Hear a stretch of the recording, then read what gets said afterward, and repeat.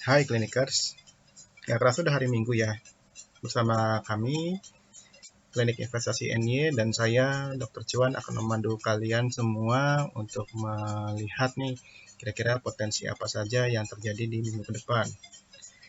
Anyway, kita disclaimer dulu, jika ada penyebutan nama emiten yang mengindikasikan aksi jual maupun beli, ataupun hal-hal yang di luar dari ketentuan dari Bursa Efek ataupun OJK dan segala macamnya itu, kita disclaimer dulu, kita di sini hanya memberikan edukasi dan juga memberikan pandangan ya kepada bisa dibilang saham dari Bapak Ibu semua ataupun saham yang sedang eksis di market, arahnya mau kemana, kira-kira prospek bisnisnya seperti apa.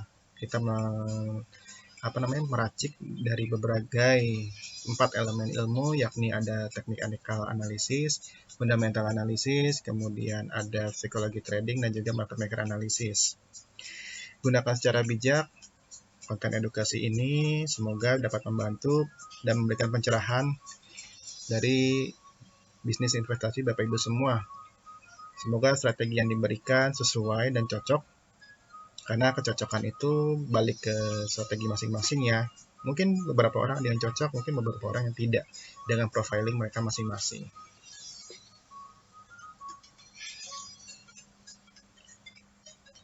...24 Februari ini sudah mengalami snow moon, di mana efeknya itu snow lebih ke arah mengandung air dan kemudian licin, maka ini akan berpotensi nih terhadap candle IHSG apakah akan tergelincir turun atau tidak. Kita akan pantau beberapa minggu ke depan atau beberapa hari ke depan ya, sampai hingga membentuk fase new moon. Kalau dilihat dari siklus lainnya, telah terjadi dan terbukanya gerbang baru dari COVID-19, yakni adalah Devil's Gate. Karena Devils ini dimulai dari Dust Devil, yaitu ada siklus tornado pertama di Indonesia. Kita disclaimer dulu, ini hanya sebagai pandangan pandangan pendekatan saja, jadi tidak ada faktor ilmiah atau bukti-bukti yang cukup ilmiah untuk mengatakan bahwa ini akan seperti apa gitu ya. Mohon gunakan secara bijak pandangan tersebut. Oke, jadi ini adalah semacam gerbang, apakah menuju kesuksesan ataupun ke arah yang bisa dibilang menuju koreksi gitu. Namun kalau kita lihat dari berbagai sektor dan berbagai impact-nya, itu akan menuju fase markup di mana akan di-push terus untuk naik, lalu akan berimpact di kurang lebih 5-7 tahun mendatang. Semoga jejak digital ini bisa menjadi tolak ukur, atau bisa dibilang oh iya benar juga ya, kalau misalkan pun salah ya alhamdulillah gitu, potensinya akan terus naik ya alhamdulillah. Saya lebih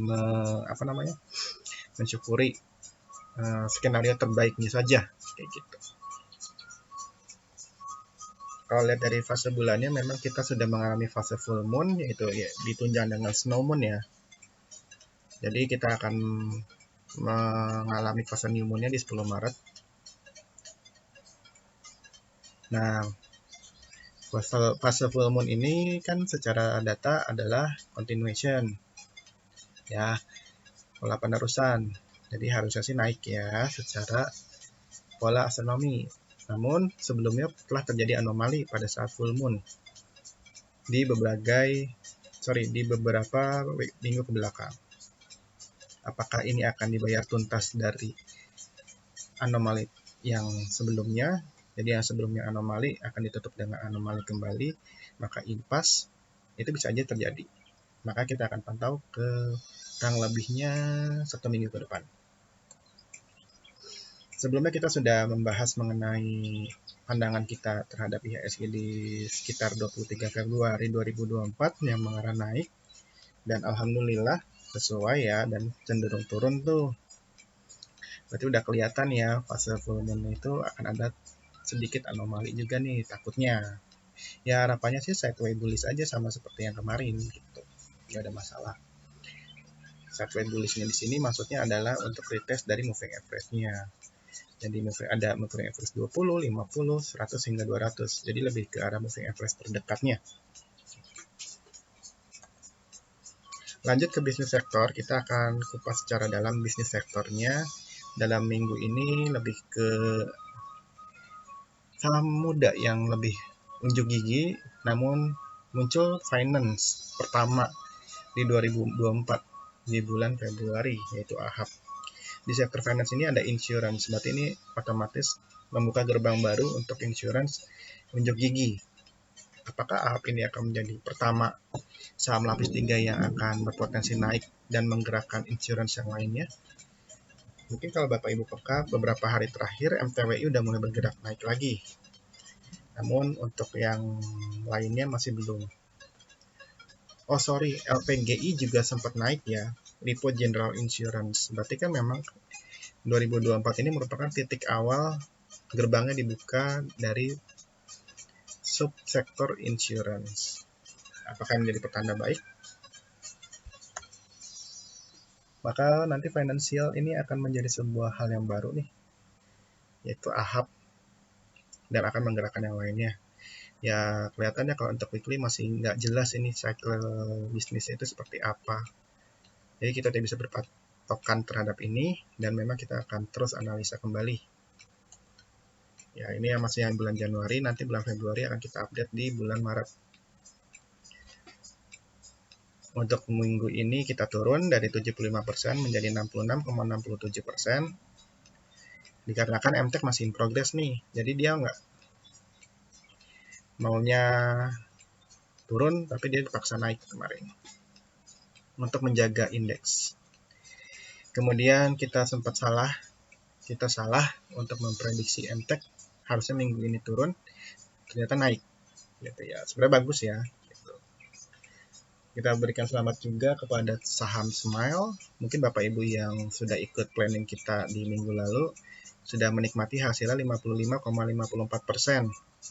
Kenaikan dari 110 menjadi 171. Anyway, selamat bagi pemegang saham Smile. Kalau saham muda, strateginya ya balik ke Bapak Ibu masing-masing ya. Kalau kami menyarankan lebih ke main pendek aja.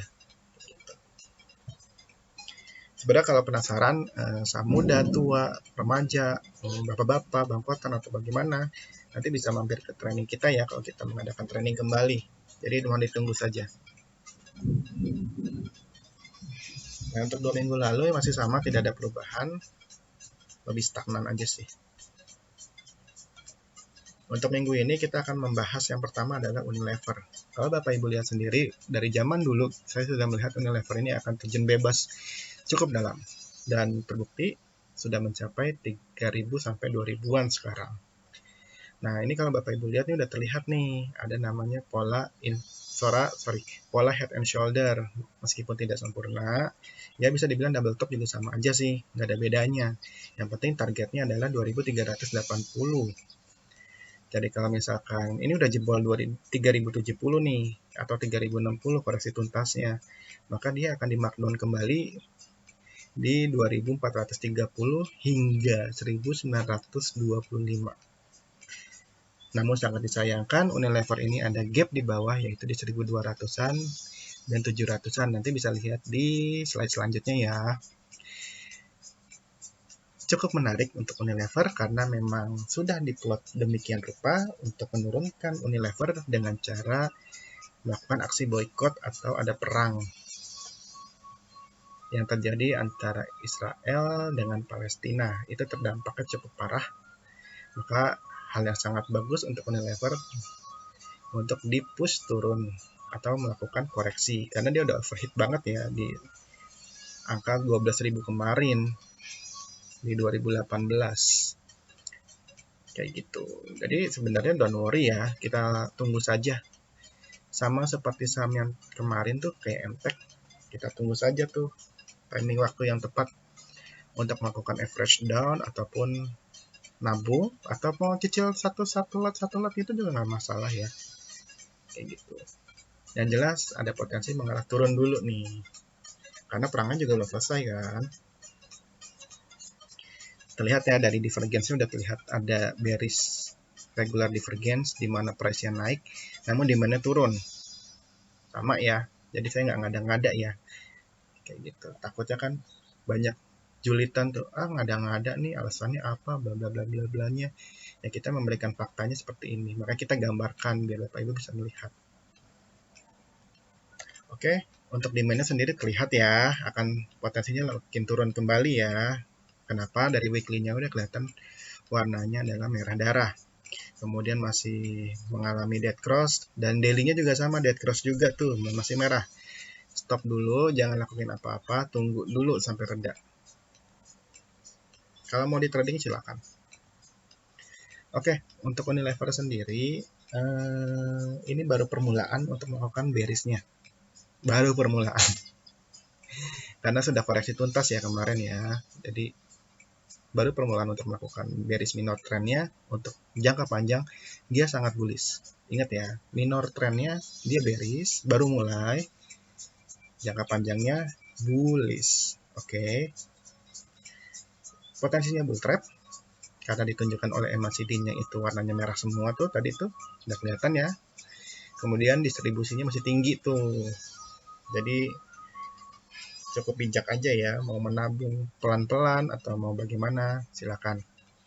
Gapnya ada 765 sampai 785, 1150 sampai 1210.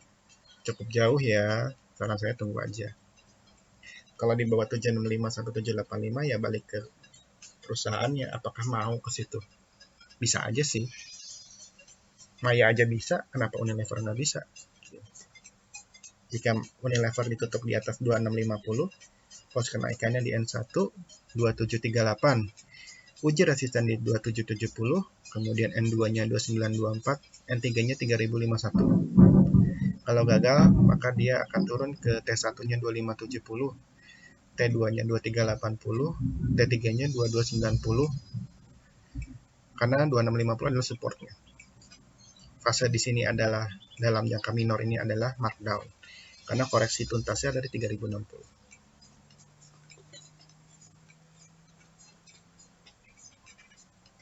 Daripada pusing mendingan belanja aja, apalagi sebentar lagi kan mau 33 nih. Kalau Bapak Ibu mau nyari barang-barang impian ataupun mau nyetok dagangan, warung, mau buka usaha, mampir aja ke NY Mursida nih. Karena di sini Bapak Ibu akan difasilitasi informasi-informasi terupdate dan strategi-strategi untuk mendapatkan barang murah tapi kualitasnya nggak murahan. Gitu. Cara mampirnya ke Telegram dan juga WA grupnya ya. Saya tunggu loh.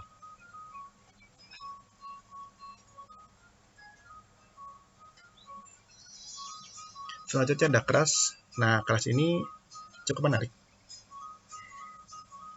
Karena sedang menguji iman dari market maker-nya.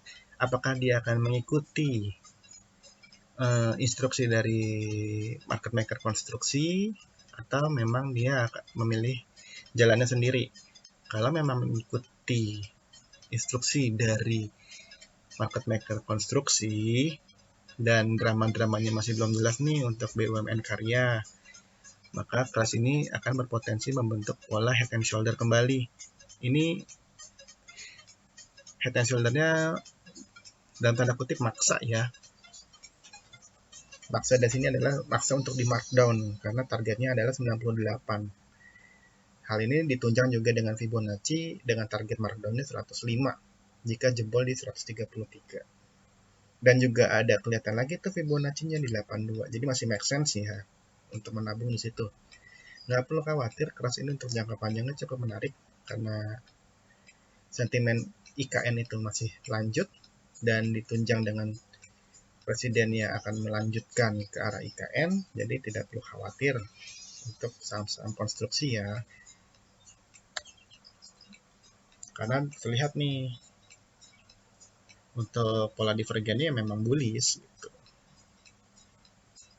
Sorry ini ada kesalahan contreng. Harusnya yang sebelah kanan, saya malah contrengnya sebelah kiri. Kelihatan ya itu kan price-nya turun tuh warna biru tuh, indikatornya warnanya merah tuh naik. Harusnya bullish regular divergence ya. Saya salah buletin. Sorry. Maklum. Udah tua kayaknya saya. Kalau lihat dari indikator demand-nya cukup oke ya. weekly-nya bagus akumulasi, daily-nya bagus akumulasi, harganya masih nggak kemana-mana, artinya masih ngumpulin tuh market makernya. Jadi selama harganya masih mursida tuh gas terus aja untuk akumulasi dengan polanya kurang lebih menengah sampai panjang. Kenapa? Karena ada gap di 975 sampai 1010. Itu terjadi kalau misalkan IKN sudah mengalami fase yang final dan sudah rampung semua, maka kan pembayaran sudah mulai pada kelar tuh. Udah digoreng tuh nanti tuh. Untuk saat ini pos kenaikannya, kita akan targetkannya ke pos kenaikan dengan kalau crash di atas 142 maka ke resistennya yaitu N1 157, N2-nya 189, N3-nya di 282. Kalau gagal nih, maka dia koreksi sedikit ke T1 133 yang merupakan support, jebol support, maka dia akan di markdown ke 105, T2-nya, T3-nya di 98. Fase saat ini adalah fase markdown karena di bawah koreksi tuntas 282. Ini hasil potensi baby bullbird ya, baru melahirkan nih.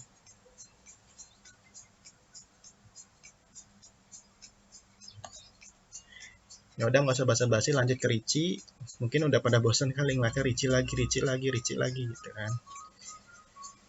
Jadi Ricci ini ternyata berganti mapping kembali, berpotensi membentuk cup and handle. Sebelumnya kita melihat ini adalah double bottom, namun tidak menjadi halangan karena sama aja dan cukup naik kembali, targetnya menjadi 324 secara cup and handle. Namun secara pola target yang lainnya mengarah ke 424 maksimum dengan minimumnya 248 dengan bullish 5 drive.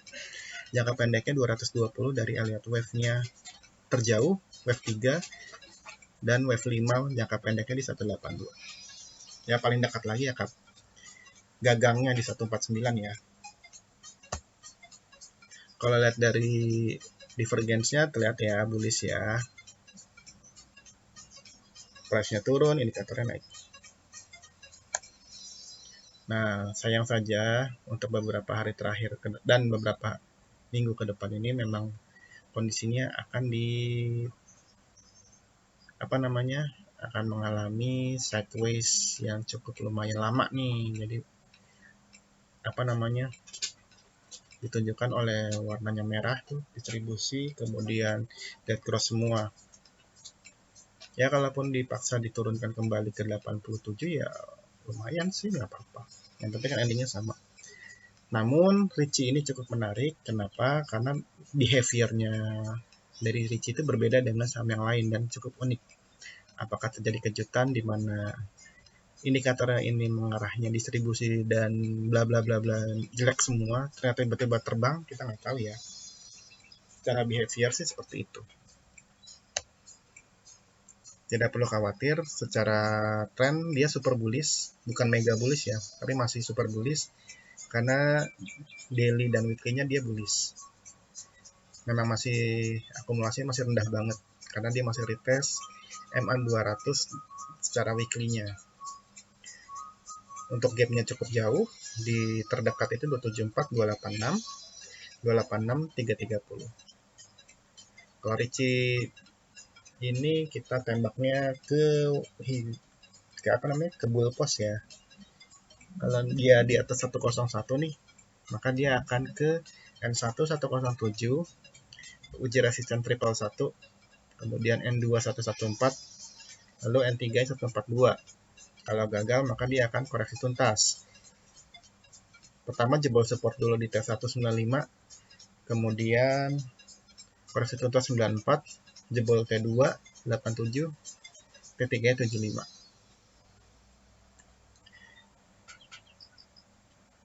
Gimana, udah mulai pusing? Atau sudah mulai tercerahkan?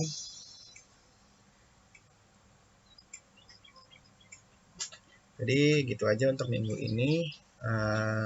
Terima kasih sudah menonton Jangan lupa dukung kita, kalau bisa di subscribe, di like, tekan tombol lonceng sama dibagikan ya. Dukung kita untuk siapa tahu bisa dapat silver play button gitu kan gitu.